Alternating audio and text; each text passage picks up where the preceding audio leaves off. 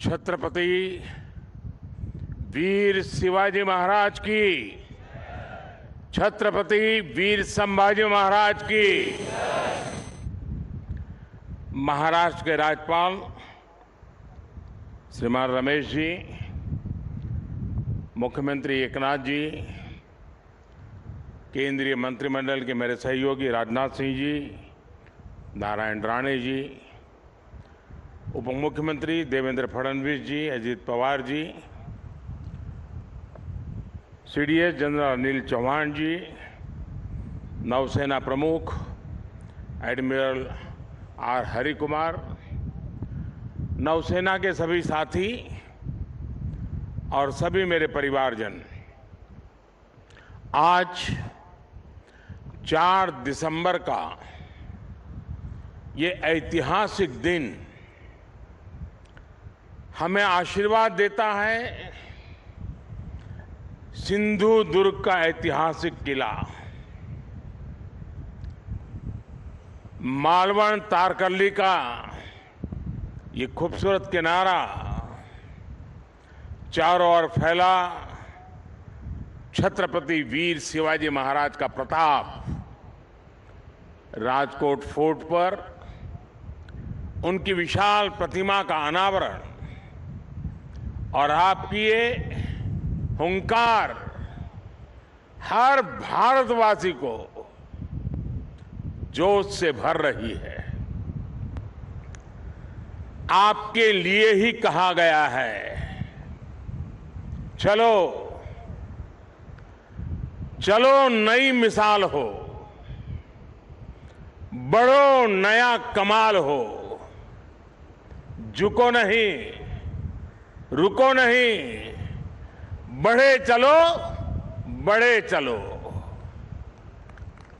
मैं नौसेना परिवार के सभी सदस्यों को नेवी डे पर विशेष रूप से बधाई देता हूं। आज के दिन हम उन शूरवीरों को भी प्रणाम करते हैं जिन्होंने मातृभूमि के लिए अपना सर्वोच्च बलिदान दिया है। साथियों, आज सिंधु दुर्ग की इस वीर भूमि से देशवासियों को नौसेना दिवस की बधाई देना वाकई अपने आप में बहुत बड़े गौरव की घटना है। सिंधु दुर्ग के ऐतिहासिक किले को देखकर हर भारतीय गर्व से भर जाता है।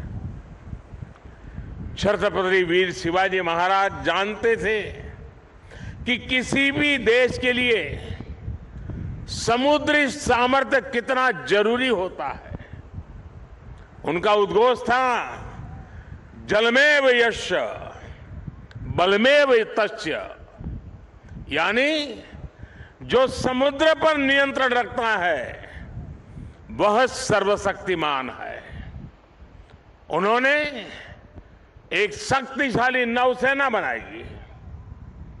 कान्होजी आंग्रे हो, मायाजी नाइक भाटकर हो, हीरोजी इंदालकर हो, ऐसे अनेक योद्धा आज भी हमारे लिए बहुत बड़ी प्रेरणा है। मैं आज नौसेना दिवस पर देश के ऐसे पराक्रमी योद्धाओं को भी नमन करता हूं। साथियों, छत्रपति वीर शिवाजी महाराज से प्रेरणा लेते हुए आज भारत गुलामी की मानसिकता को पीछे छोड़कर आगे बढ़ रहा है। मुझे खुशी है कि हमारे नेवल ऑफिसर्स जो अपलेट्स पहनते हैं, अब उसमें छत्रपति वीर शिवाजी महाराज की विरासत की झलक भी देखने को मिलने वाली है।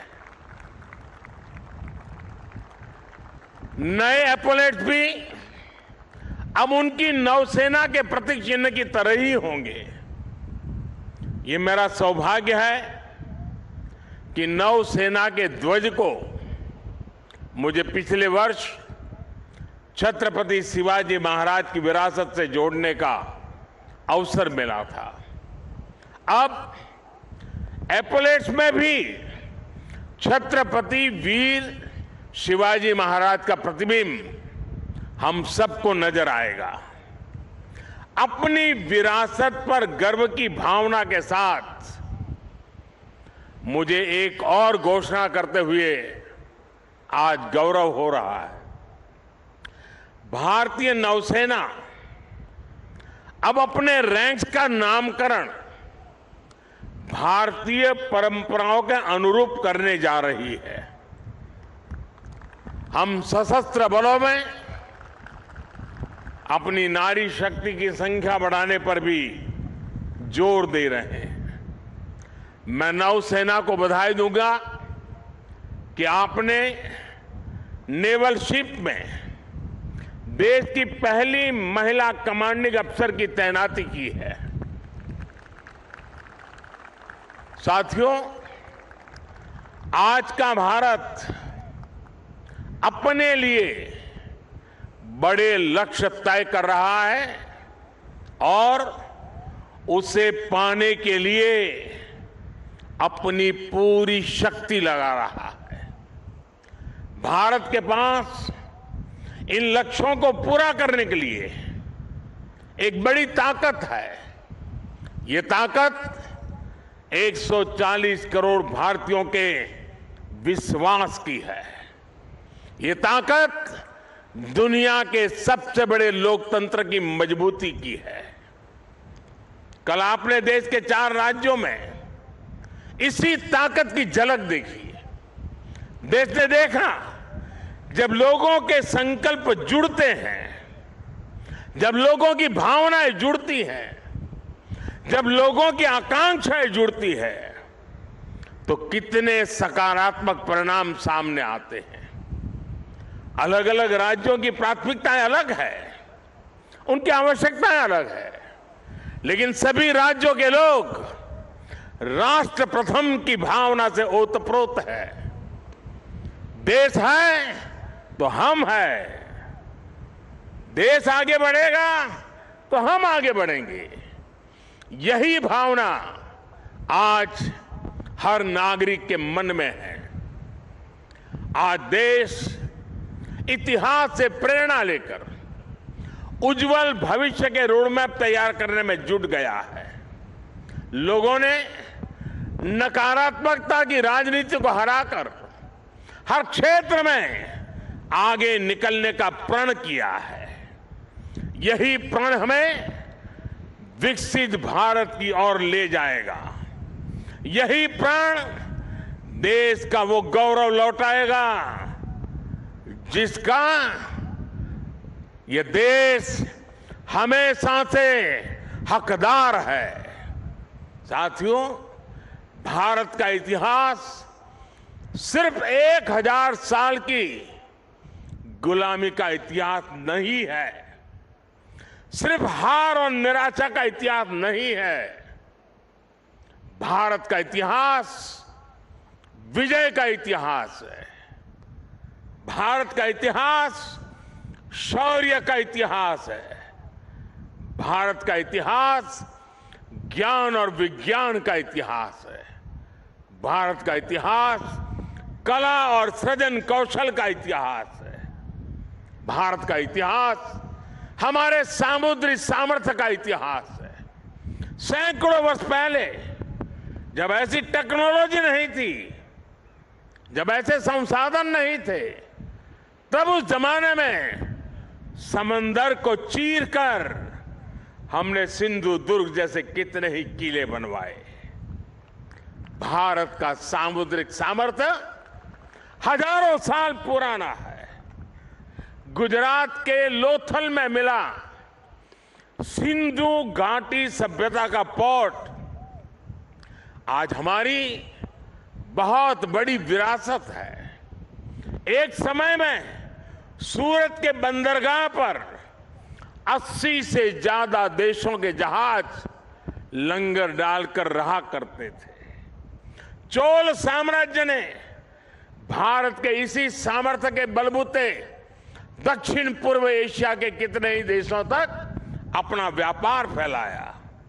और इसलिए जब विदेशी ताकतों ने भारत पर हमला किया तो सबसे पहले हमारी इस शक्ति को निशाना बनाया गया। जो भारत नाव और जहाज बनाने के मशहूर था, उसकी ये कला, ये कौशल, सब कुछ ठप कर दिया गया। और जब हमने समंदर पर अपना नियंत्रण खोया, हमने अपनी सामरिक आर्थिक ताकत भी खो दी। इसलिए आज जब भारत विकसित होने के लक्ष्य पर चल रहा है तो हमें अपने इस खोए हुए गौरव को फिर से पाकर के ही रहना है। इसलिए ही आज हमारी सरकार भी इससे जुड़े हर क्षेत्र पर फोकस करते हुए काम कर रही है। आज भारत ब्लू इकोनॉमी को अभूतपूर्व प्रोत्साहन दे रहा है। आज भारत सागर माला के तहत पोर्ट लेड डेवलपमेंट में जुटा है। आज भारत मैरीटाइम विजन के तहत अपने सागरों के पूरे सामर्थ्य का इस्तेमाल करने की ओर तेज गति से बढ़ रहा है।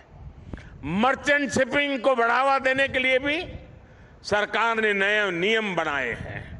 सरकार के प्रयासों से बीते 9 वर्षों में भारत में सी फेरर्स की संख्या में 140% से ज्यादा बढ़ोतरी हुई है। मेरे साथियों, ये भारत के इतिहास का वो कालखंड है जो सिर्फ 5-10 साल का नहीं बल्कि आने वाली सदियों का भविष्य लिखने वाला है।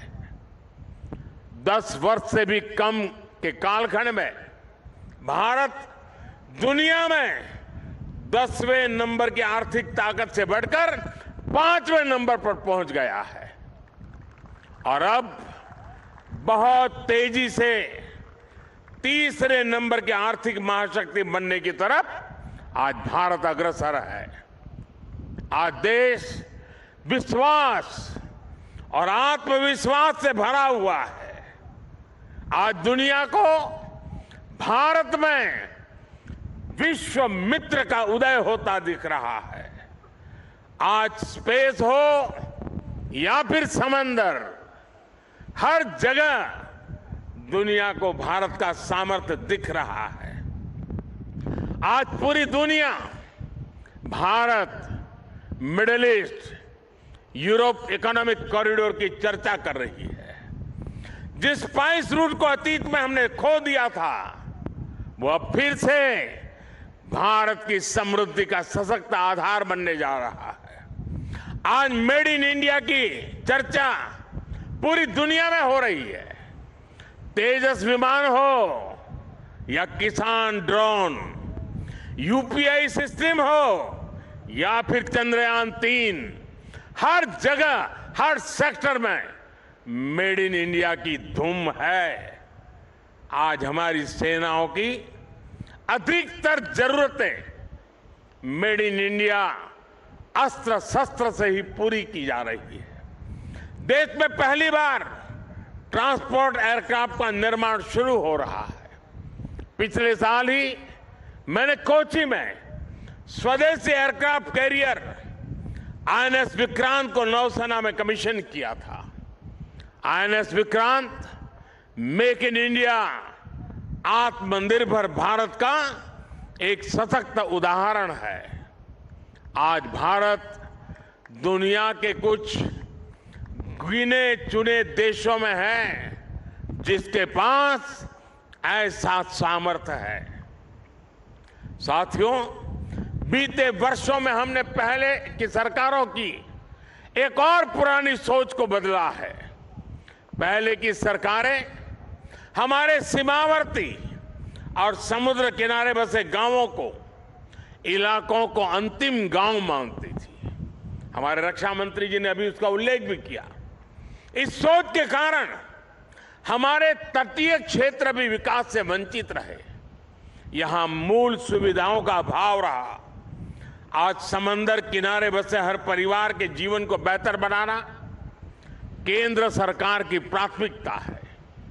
यह हमारी सरकार है जिसने 2019 में पहली बार फिशरीज सेक्टर के लिए अलग मंत्रालय बनाया। हमने फिशरीज सेक्टर में लगभग 40,000 करोड़ का निवेश किया है। इस वजह से 2014 के बाद से भारत में मछली उत्पादन 80% से ज्यादा बढ़ा है। भारत से मछली का एक्सपोर्ट भी 110% से ज्यादा बढ़ा है। अपने मछुआरों की मदद करने के लिए सरकार हर संभव कोशिश कर रही है। हमारी सरकार ने मछुआरों के लिए बीमा कवर 2 लाख से बढ़ाकर 5 लाख किया है। देश में पहली बार मछुआरों को किसान क्रेडिट कार्ड का भी लाभ मिला है। सरकार फिशरीज सेक्टर में वैल्यू चेन डेवलपमेंट पर भी काफी जोर दे रही है। आज सागरमाला योजना से पूरे समुद्र किनारे में आधुनिक कनेक्टिविटी पर बल दिया जा रहा है। इस पर लाखों करोड़ रुपए खर्च किए जा रहे हैं ताकि समुद्री किनारों में नए उद्योग लगे, नए बिजनेस आए। मछली हो, दूसरा सी फूड हो, इसकी पूरी दुनिया में बहुत अधिक डिमांड है। इसलिए हम सी फूड प्रोसेसिंग से जुड़ी इंडस्ट्री पर बल दे रहे हैं ताकि मछुआरों की आय बढ़ाई जाए। मछुआरे गहरे समंदर में मछली पकड़ सके, इसके लिए वो नावों के आधुनिकीकरण के लिए भी उनको मदद दी जा रही है। साथियों, कोंकण का ये क्षेत्र तो अद्भुत संभावनाओं का क्षेत्र है। हमारी सरकार इस क्षेत्र के विकास के लिए पूरी प्रतिबद्धता के साथ काम कर रही है। सिंधुदुर्ग, रत्नागिरी, अलीबाग, परभणी और धाराशिव में मेडिकल कॉलेज खुले हैं। चिपी हवाई अड्डा शुरू हो चुका है। दिल्ली मुंबई इंडस्ट्रियल कॉरिडोर माड़गांव तक जुड़ने वाला है। यहां के काजू किसानों के लिए भी विशेष योजनाएं बनाई जा रही है। समुद्री तट पर बसे रिहायशों के क्षेत्रों को बचाना हमारी प्राथमिकता है। इसके लिए मैंग्रोव का दायरा बढ़ाने पर बल दिया जा रहा है। केंद्र सरकार ने इसके लिए विशेष मिस्ट्री योजना बनाई है। इसमें मालवन, अचरा, रत्नागिरी, देवगढ़, विजयदुर्ग सहित महाराष्ट्र की अनेक साइट्स को मैंग्रोव मैनेजमेंट के लिए चुना गया है। साथियों, विरासत भी और विकास भी, यही विकसित भारत का हमारा रास्ता है। इसलिए आज यहां इस क्षेत्र में भी अपनी गौरवशाली विरासत के संरक्षण का प्रयास हो रहा है। छत्रपति वीर शिवाजी महाराज के कालखंड में जो दुर्ग, जो किले बने हैं, उनको संरक्षित रखने के लिए केंद्र और राज्य सरकार संकल्पित है। कोंकण सहित पूरे महाराष्ट्र में इन धरोहरों के संरक्षण पर सैकड़ों करोड़ रुपए खर्च किए जा रहे हैं। हमारा प्रयास है कि पूरे देश से लोग अपनी इस गौरवशाली विरासत को देखने आए। इससे इस क्षेत्र में टूरिज्म भी बढ़ेगा, रोजगार, स्वरोजगार के नए अवसर भी बनेंगे। साथियों, यहां से हमें अब विकसित भारत की यात्रा और तेज करनी है। ऐसा विकसित भारत जिसमें हमारा देश सुरक्षित, समृद्ध और शक्तिशाली हो सके।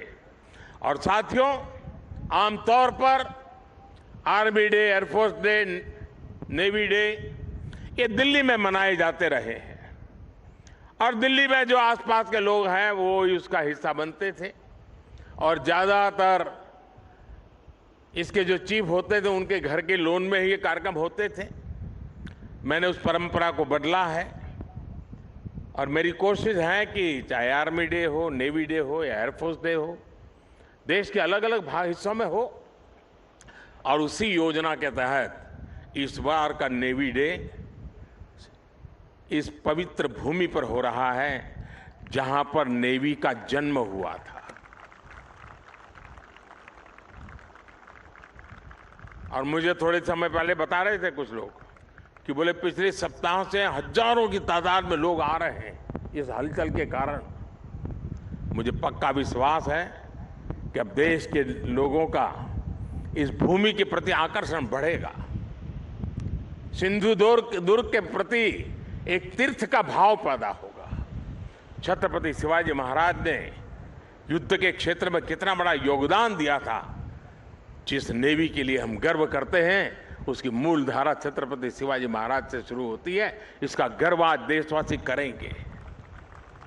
और इसलिए मैं नेवी के मेरे साथियों को, हमारे रक्षा मंत्री जी को मैं हृदय से बधाई देता हूं कि उन्होंने इस कार्यक्रम के लिए इस प्रकार के स्थान को चुना है। मैं जानता हूं ये सारी व्यवस्थाएं करना कठिन है, लेकिन इस क्षेत्र को भी लाभ होता है। बहुत बड़ी तादाद में जन सामान्य भी इससे जुड़ता है और विदेश के भी बहुत मेहमान यहां आज मौजूद हैं।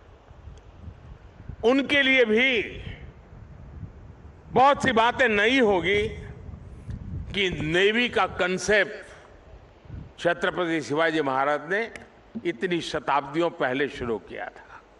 मैं पक्का मानता हूं जैसे आज G20 में दुनिया का ध्यान इस बात पर गया कि भारत सिर्फ विश्व की सबसे बड़ी डेमोक्रेसी है, इतना ही नहीं, भारत मदर ऑफ डेमोक्रेसी है।